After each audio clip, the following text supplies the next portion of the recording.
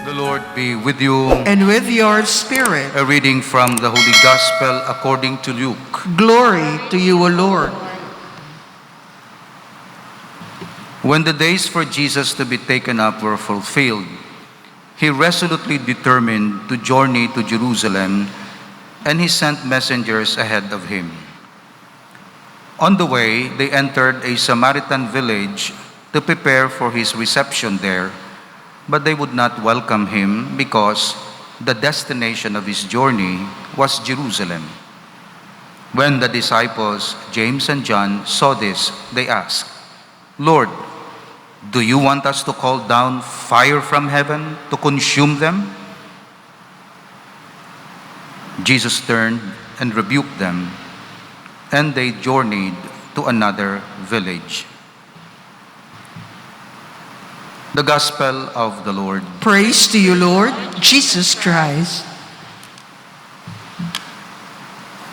Today we celebrate the feast of Saint Lorenzo Ruiz, patron of catechists. Ang pagtuo, ginatudlo, ilabinagid sa sunod nga henerasyon, ginaselebrar, paagi sa liturgy, kag ginapangabuhi, paagi sa pagtuman sang sugo sang Dios.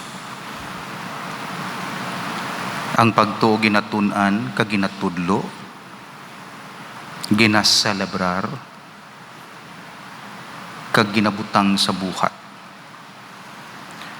That's why catechesis is an essential part of the preaching of the kingdom, because the preaching of the kingdom depends on the spread of faith, the increase of faith in the hearts of the people, in the souls of the people, and in our community. Ang gintugyanan ni Kristo nga magtuman sini amo ang iya mga apostoles kag mga disipulos. Apostoles, amo to ang 12 ka apostoles, luwas kay Judas nga gintalusan ni Matthias, pero kompleto gid ang 12. Sang madula si Judas nag-suicide, kompleto dayon ang 12, ginsuplayan dayon. Ang disipulos, hindi mga 12 apostles. Kaya ang 12 apostles came from the disciples, 72 disciples. And the rest, crowd. Meaning to say, curious lang sila sa milagro, wala mas lagato kay Kristo, ang iban ka pamantay man lang. Crowd. Ang disciples, iya learners. Learners, open.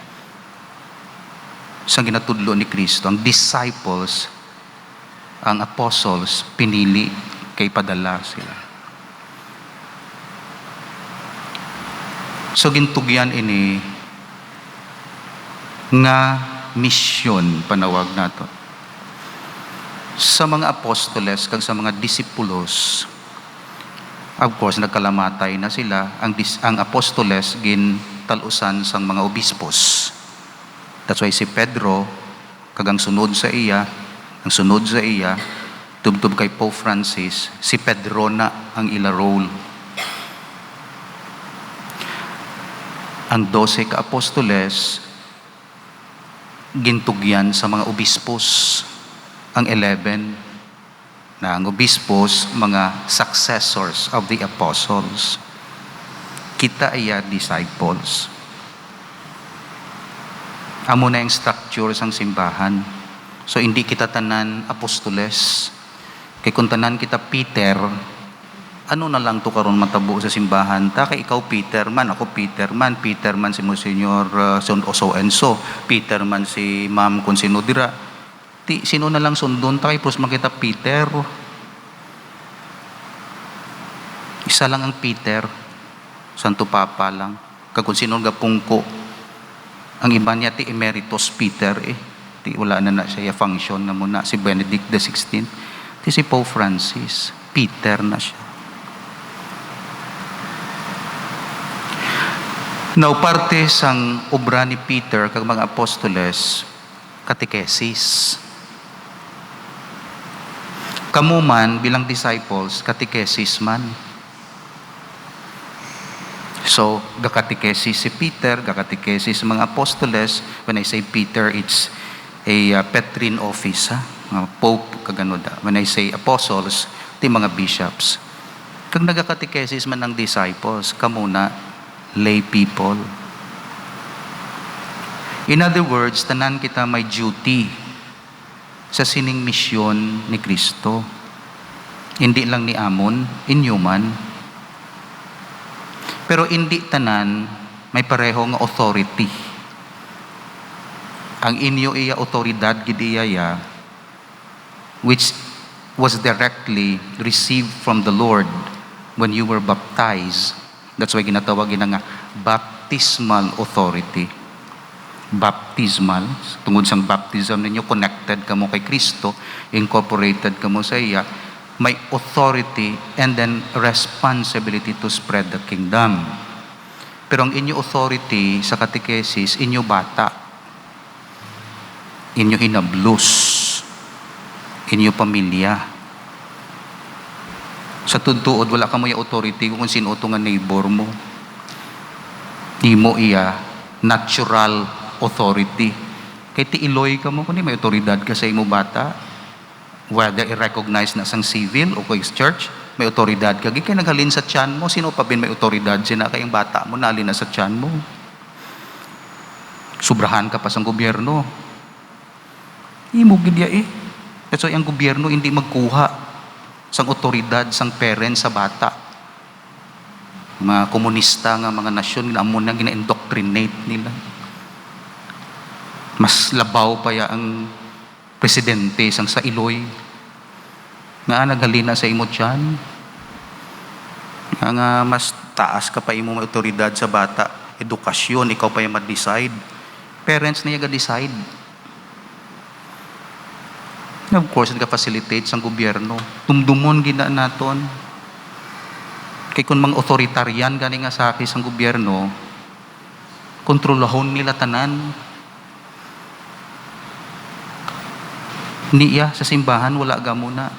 Simbahan ga recognize the primary authority. Primary. Kaya may secondary man, may mga teachers, may mga primary. Basta bata mo. Ikaw na yung teacher. Ikaw ang katekist. Kung di mo masarangan, ti pangayo ka bulig sang iban, pero imo na duty. O galing ang aton kabuhi na compartmentalize. Ang parents, mangita na lang pagkaon, tapos ang tanan-tanan to, interest nilang niya kung sino to. Nga ikaw to sa mat, ikaw man to, mabayad lang ko, ano lang ko. Nagalam muna kita sila. Pero of course, kinaalaw man ina, kahit ti, busy man ng parents, pangita, ikaw pa matudlo da kung sa bata mo. May ara nga mga teachers man sa secular science, kaya may ara nga mga teachers sa faith. That's why may catechists. So ikaw, primary, catechist sa imo bata, kag ang catechist ng parokya, supplementary ang ila function. Pero ikaw gina iya. Imo gina. Kung mag first communion bata mo, ikaw gina nga parents, matudlo sina sa imo bata. Amo niyang design, amo niyang structure sang simbahan. So may mga catechists nga ginatagaan authority to teach sang pari. So ang catechist may duty sa iya apo, natural. Ang catechist may duty sa pag-volunteer niya, baptismal. Catechesis. Hindi na kamo kinanglan maglisensya sa pari, sina kay halina na kay Kristo nga permiso. Pero ang catechist nga magtudlo officially sa simbahan, hindi na inyo baptismal authority. Ako na ngagin pangabay ko kamo, kag that's why i-commission ko kamo, i-authorize ko kamo, binditahan ko kamo, kay inaaya nga klase sang catechesis, Iya na iya sang simbahan, official function nga ginpatawag lang kamo para mag-participate. So ikanday Ma'am Campos, day Emmy, day Ma'am Metcha, kagano dira, baptismal catechesis, hindi na kita maglisensya sa akon.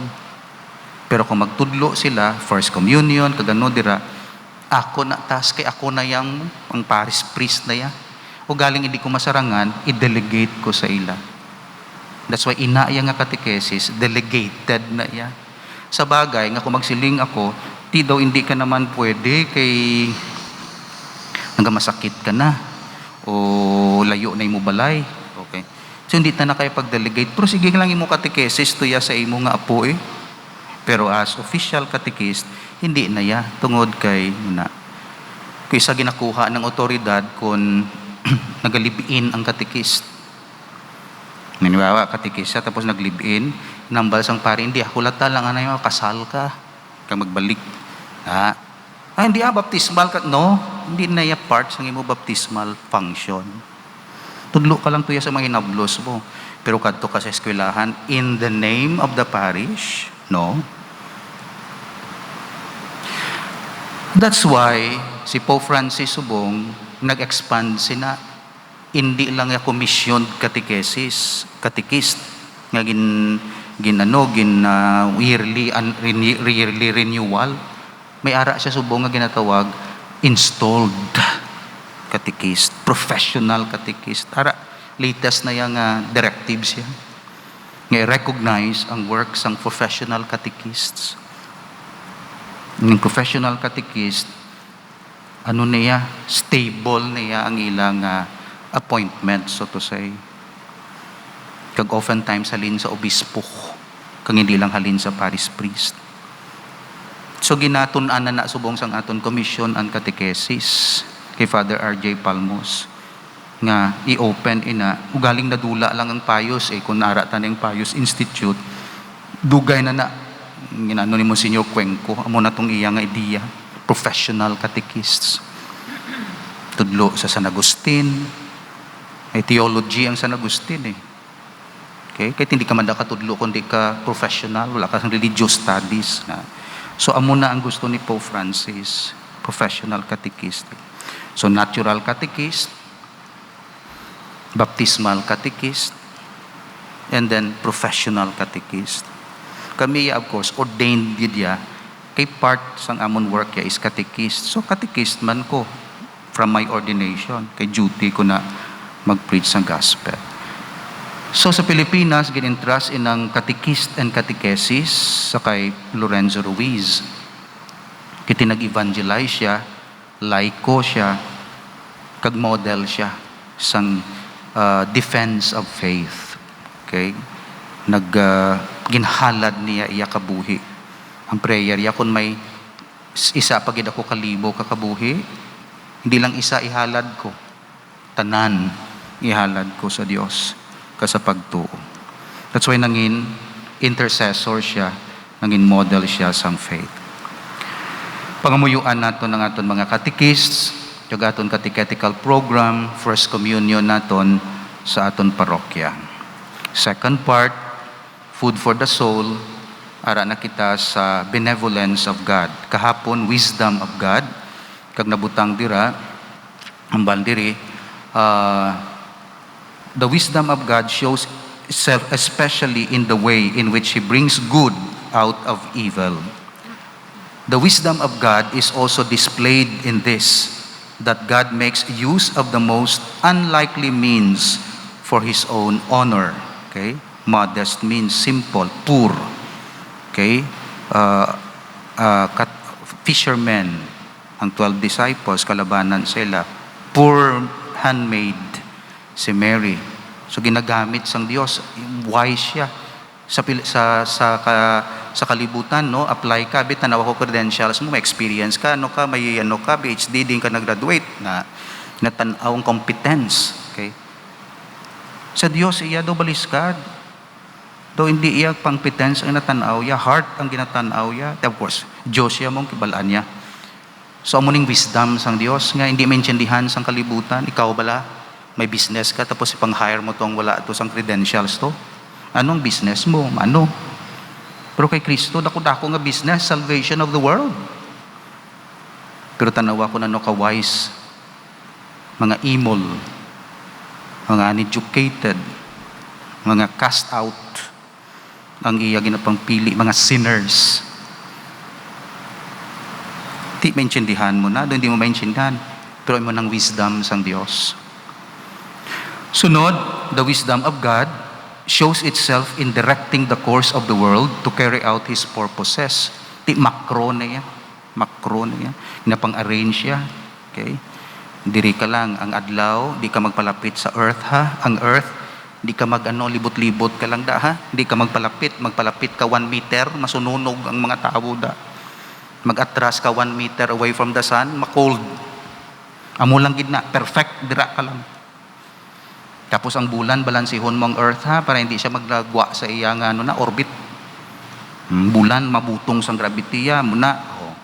Kabalugid yang Diyos. O ikaw lamok ha, para kaunon ka sang inak na insect. Tapos next na insect, kaunon ka naman to. Okay, sumana, chain of life.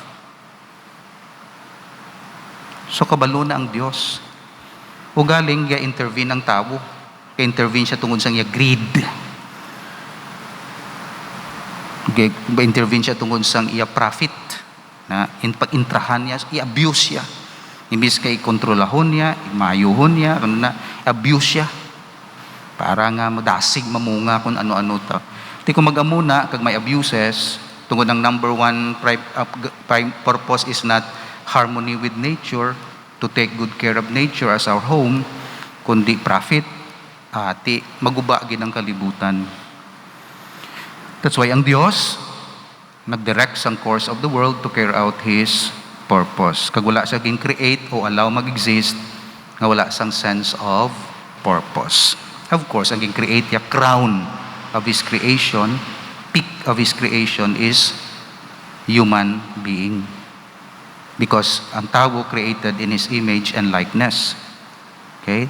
Kag may capacity kita to love, amo nang nami sa tao, may capacity to respond to God's love.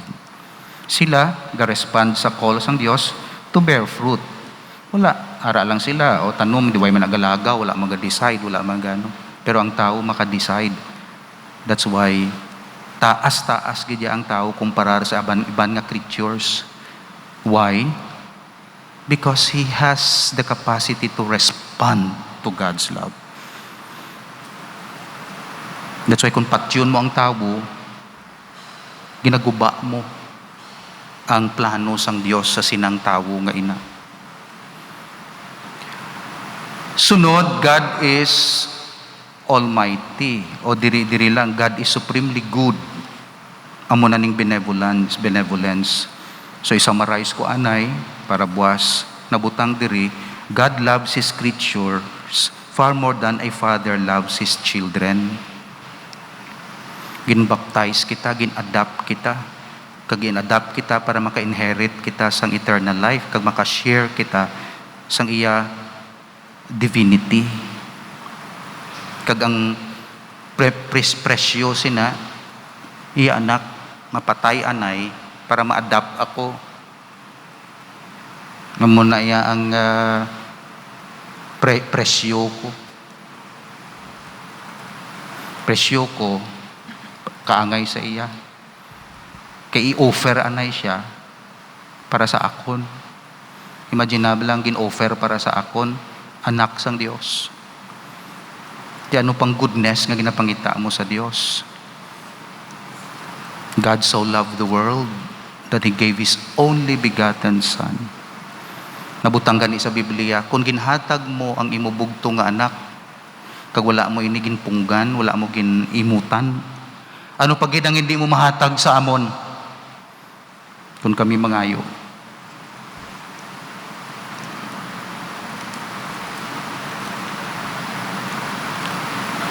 Sunod, God is benevolent, especially to those who are just. Nabutang gidiri.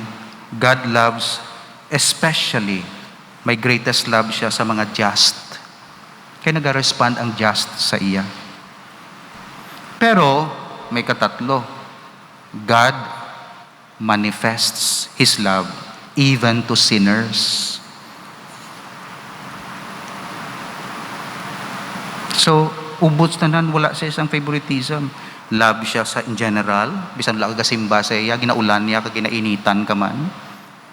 Pero may special love siya sa just, kaya tinaga-respond sila. Kaangay sang love, sang parents sa buot nga bata. Pero may special pagid siya nga love sa ritubado nga bata. Sa sinners. Preferential love, natawag, preferential love.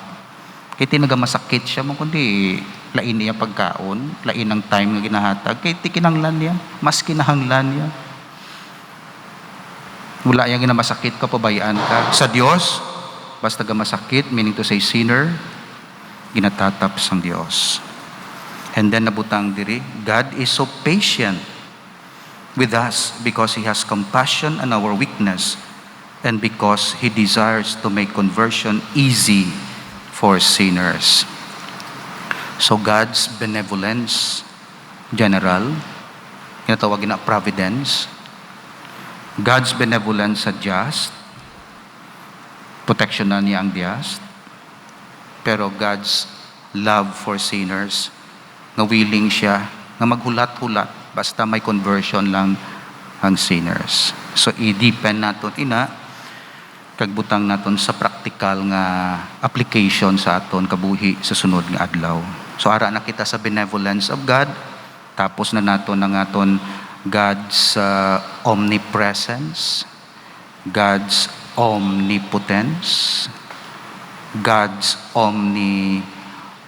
omniscience, wisdom, tumahambal naton. Sunod, God's benevolence, ang kaayos ang Dios sa aton.